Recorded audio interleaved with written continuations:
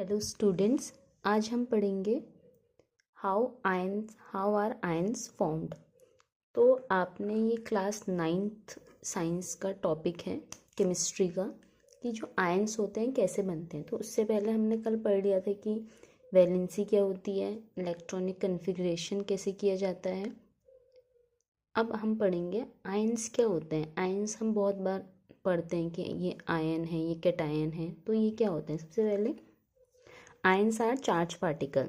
जो भी आयंस होंगे वो चार्ज पार्टिकल्स होंगे। और हमें पता है चार्ज टू टाइप्स का होता है, या तो पॉजिटिव या तो नेगेटिव। तो जो आयंस हैं हमारे वो भी टू टाइप्स के होते हैं, कैटायन एंड एनायन। जो कैटायन होता है, अगर कोई आयन कैटायन है इसका मतलब उस पर पॉजिटिव चार्ज है। और अगर कोई आयन नेगेटिव है, नेगेटिवली चार्ज है, तो इसका मतलब वो एनायन है। अब हम इसको लर्न कैसे कर सकते हैं? कभी कभी हम क्या करते हैं, कंफ्यूज हो जाते हैं कि एनायन क्या है, कैटायन क्या है। तो हम इसको ऐसे याद कर सकते हैं, जैसे हम कैटायन लिखते हैं ना, कैटायन में टी आता है। जैसे कैटायन है, कैटायन में टी आ रहा है, तो टी हम ऐसे बनाते हैं स्मॉल टी, तो ये पॉजिटिव साइन के जैसा लगता है, तो इसलिए ये पॉजिटिव। एनायन को कैसे याद कर सकते हैं हम? A negative ion. अगर आपको ये लर्न हो जाता है तो कैटायन को लर्न करने में कोई प्रॉब्लम नहीं है। अ नेगेटिव आयन, तो मतलब नेगेटिव। अब हम डिस्कस करते हैं कि ये बनते कैसे हैं। कौन सा जो एटम होगा वो कैटायन बनेगा, कौन सा एटम होगा वो एनायन बनेगा, ये कैसे डिस्कस करते हैं इसको हम एग्जांपल से समझेंगे। तो सबसे पहले जब हम एनायन कैटायन की बात कर रहे हैं तो हमें क्या आना चाहिए कि इलेक्ट्रॉनिक कन्फिग्रेशन कैसे किया जाता है। फॉर एग्जांपल अगर मैं यहाँ पे लूँ, यहाँ पर करती हूँ मैं, तो मैं ले रही हूँ यहाँ पे एल्यूमिनियम का, एल्यूमिनियम। अब मुझे पता लगाना है कि एल्यूमिनियम का जो आयन बनेगा वो पॉजिटिव होगा या नेगेटिव होगा। तो सबसे पहले हमने कैसे करा था, ये अंदर न्यूक्लियस बनेगा, फिर हम इसके ऑर्बिट्स बनाएंगे, ये इसके ऑर्बिट्स बन गए। हमें रूल याद रखना, ऑक्टेट रूल 2 8 8। हालांकि आगे बढ़ते जाता है, बट 9th 10th तक, 9th क्लास और 10th क्लास के लिए इतना आपके लिए इनफ है। तो सबसे पहले हम इसमें इलेक्ट्रॉन भरेंगे। सबसे पहले हमें पता होना चाहिए कि एल्यूमिनियम में कितने नंबर ऑफ इलेक्ट्रॉन्स होते हैं। तो aluminium have 13 number of electrons, 13 electrons हैं। अब एक एक करके हम इनको भरेंगे। तो सबसे पहले जो मेरा ये फर्स्ट ऑर्बिट है या फर्स्ट शेल है, इसमें कितने इलेक्ट्रॉन आते हैं? 2 भर लिए। दूसरे वाले में कितने आएंगे? 8। 1 2 3 4 5 6 7 8। 13th है एल्यूमिनियम के पास, हमने 10 भर लिए हैं। 10 भर लिए तो लास्ट वाले में कितने आएंगे? 3। अब कोई भी एलिमेंट या कोई भी एटम चाहता है वो स्टेबल बने रहे। Stability is very important. हर कोई एलिमेंट चाहेगा कि वो स्टेबलाइज हो, बट ये तो स्टेबल नहीं है। स्टेबल होने के लिए या तो लास्ट शेल में हमें कितने चाहिए? 8 चाहिए, बट ये तो 3 है। तो हमने, अब आप बताइए इसको, ये 8 होने के लिए इसके पास कितने और इलेक्ट्रॉन की ज़रूरत है? 5 और। ठीक है, इसके बाद 2 ऑप्शन है एल्यूमिनियम के, यहाँ पर 2 ऑप्शन है।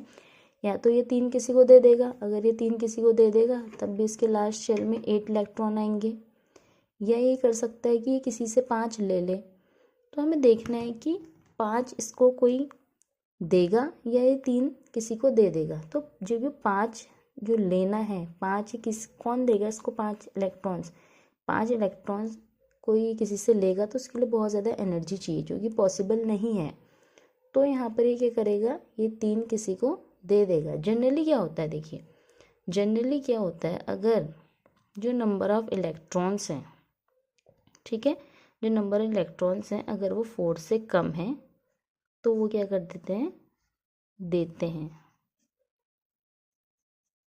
ठीक, वो लूज़ कर देंगे, वो इलेक्ट्रॉन क्या कर देंगे? लूज़ कर देंगे। और इन जनरल अगर इलेक्ट्रॉन की जो संख्या है लास्ट शेल में 4 से ज़्यादा है तो वो इलेक्ट्रॉन क्या करते हैं? गेन करते हैं, मतलब लेते हैं। तो यहाँ पर क्या है, 4 से कम है तो ये 3 दे देगा। अब मैंने कल बताया था जो देते हैं उन पे कैसा चार्ज आता है, पॉजिटिव चार्ज। कितना पॉजिटिव, कितने दिया उसने, 3 दिया, तो 3 पॉजिटिव चार्ज। वो जितना लेंगे या जितना देंगे उन पर उतना चार्ज आ जाएगा। जो देगा वो दानी है, उस पर पॉजिटिविटी आ गई। क्लियर। दूसरा एग्जाम्पल हम समझते हैं आपके नाइट्रोजन का। यहीं पर मैं बनाती हूँ इसको, नाइट्रोजन।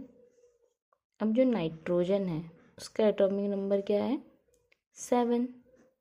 ठीक है, नाइट्रोजन का एटॉमिक नंबर होता है 7। तो इसको हम बनाएंगे, सबसे पहले न्यूक्लियस बना दिया, ये इसके ऑर्बिट्स बना दिए।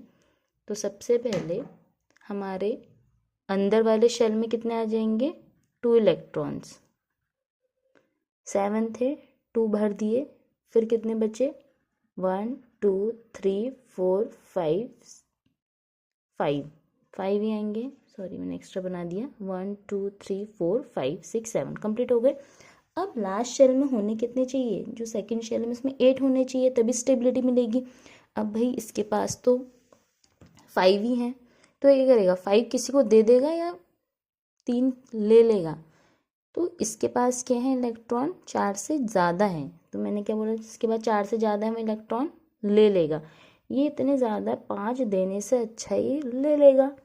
तो ये कितने इलेक्ट्रॉन लेगा, इसके पास 5 हैं, 3 ले लेगा। तो जैसे ही ये 3 लेगा तो N पे क्या चार्ज आ जाएगा, N3 माइनस, क्योंकि इसने लिया है, गेन करे हैं इलेक्ट्रॉन। तो ये हमारा बन गया एनायन और ये हमारा बन गया कैटायन।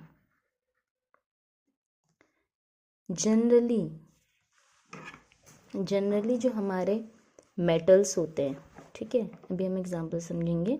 जनरली जो हमारे मेटल्स होते हैं वो आपको कैटायन मिलेंगे, और जो हमारे नॉन मेटल्स होते हैं वो बनेंगे हमारे एनायन। इसको मैं आपको पीरियोडिक टेबल के साथ अच्छे से एक्सप्लेन कर दूंगी, बट अभी फर्दर हम और एग्जांपल्स देखते हैं। तो 1 बाय 1 हम बनाते हैं, ठीक है। तो यहाँ पर हम लेंगे, इसमें कार्बन का थोड़ा सा अलग केस होगा। सबसे पहले हम इनको डिस्कस करेंगे। यहाँ पर हम ले लेंगे सारे मेटल्स, यहाँ पर हम लेंगे सारे नॉन मेटल्स, ताकि आपको चीज़ें क्लियर हो जाएं।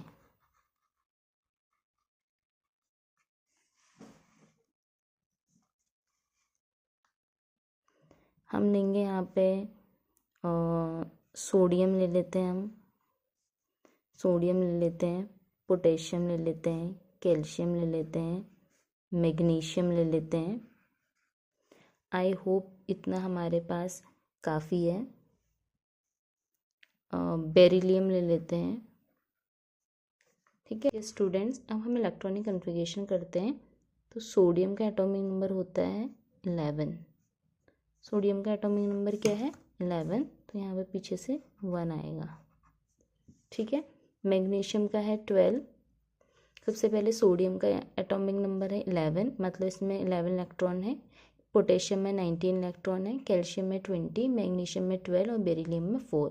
तो इस तरीके से हमने इसके इलेक्ट्रॉनिक कन्फिगरेशन किया है। मैग्नीशियम कैसे करेंगे, पहले वाले शेल में 2 आएंगे, फिर 8 9 10 हो गए, तो 12 लास्ट में 2, इसमें 2 4 ही हैं, तो आपके सेकंड शेल में भी 2 आएंगे।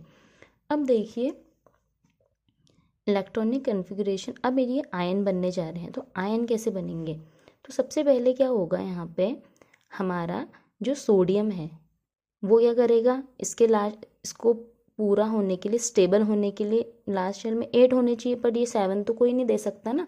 तो हमारा सोडियम क्या करेगा, एक अपना इलेक्ट्रॉन किसी को दे देगा। जैसे ही ये एक इलेक्ट्रॉन किसी को दे देगा, इसके लास्ट शेल में फिर भी क्या, अभी भी क्या है, 8 इलेक्ट्रॉन है, इसका मतलब ये स्टेबल हो जाएगा। तो ये किसी को दे रहा है, और कितने इलेक्ट्रॉन दे रहा है, 1 इलेक्ट्रॉन दे रहा है, तो इस पर क्या चार्ज आएगा, पॉजिटिव।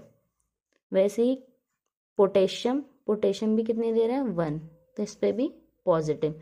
कैल्शियम कितने दे रहा है 2, क्योंकि इसे भी कोई 6 इलेक्ट्रॉन नहीं देगा ना, ये 8 हो जाए करके, तो ये 2 दे देगा किसी को 2 प्लस। मैग्नीशियम भी 2 देगा किसी को 2 प्लस, और बेरिलियम भी दोगा तो B2 प्लस।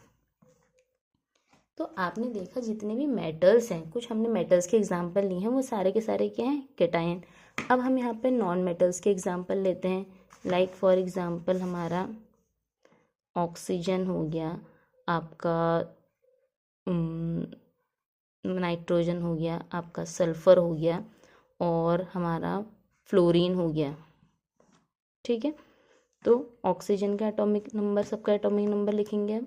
ऑक्सीजन का एटॉमिक नंबर 8,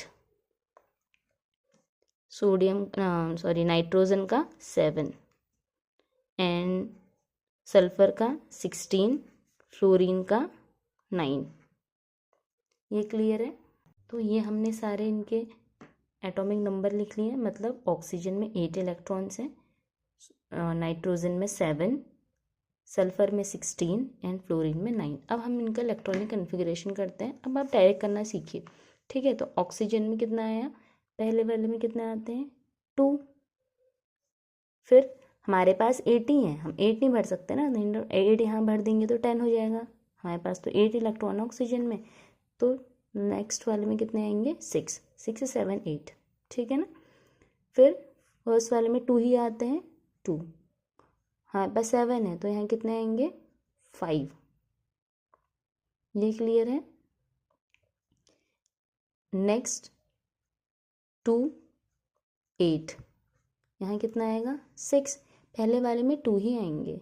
और आपको एक बार जब आप इलेक्ट्रॉन कन्फिग्रेशन कर रहे हैं उसके बाद आपको चेक करना ज़रूरी है कि आपने सही इलेक्ट्रॉन्स भरे हैं नहीं भरे हैं। 6 7 8 ठीक है, 5 6 7 ठीक है, 8 9 10 और 16, तो ये भी करना ज़रूरी है। फर्स्ट वाले में 2, अब यहाँ कितने आएंगे, अगर मैं 8 भर दूंगी तो ये 9 10 हो जाएगा। हमारे पास फ्लोरीन में 10 तो है नहीं, 9 है, तो मुझे यहाँ पे भरना पड़ेगा 7। अब आती है हमारे इनकी आयंस फॉर्म करने की कि किस तरीके के आयंस बनाएंगे। तो यहाँ पर हम इनके आयंस बनाएंगे। तो सबसे पहले देखिए ऑक्सीजन।